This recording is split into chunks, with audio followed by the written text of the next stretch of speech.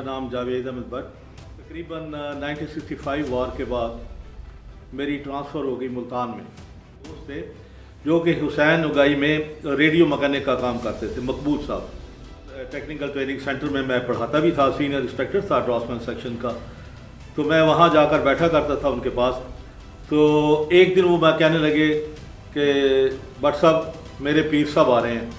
तो मैंने देखा कि एक बुज़ुर्ग हस्ती आए हैं, उन्होंने कुर्ता और तहमत और आम तौर पर जो चप्पल होती है देहातियों की जो पहनी हुई थी, सर पे पगड़ी थी उनके।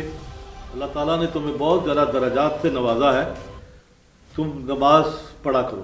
कादू साहब से मेरी मुलाकात उन दिनों में बिल्कुल नमाज भी नहीं पढ़ता था।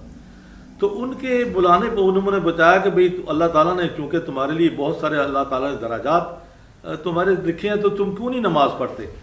वो बात उनकी ऐसी मेरे दिल पे लगी तो मुझे थोड़ा दीन की तरफ मेरा शौक़ बढ़ना शुरू हुआ। जुल्फ़ार खान साहब जो मेरे मुर्शिद बरहक हैं, इनके पास आया तो इनकी नज़र करम पड़ी।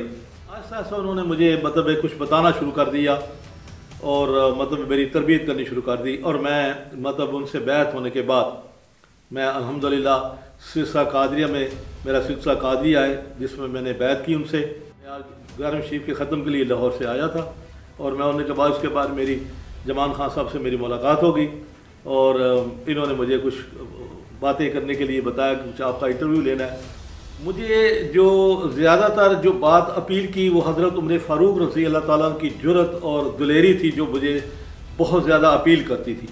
तो इस तरह से मतलब एक मुश्किलात जो इंसान को आती हैं, उनका फिर ये नहीं होता कि मुश्किलात की वजह से इंसान पीछे हट जाए, बल्कि उनका थोड़ा जुरत के साथ और खुश असलूबी के साथ, सूझबूझ के साथ उसका मुकाबला करे तो अल्लाह ताला कामयाबी अता फरमा देते हैं।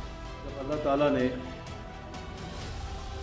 रूहों को पैदा किया और रोज़े मिसाक सब रूहों को जब इकट्ठा किया, तो जब अल्लाह ताला ने रूहों से पूछा अलस्तु बिरब्बिकुम, कि तुम्हारा क्या मैं तुम्हारा रब नहीं, तो रूह ने जवाब दिया कालू बला, क्यों नहीं, आप हमारे रब हैं।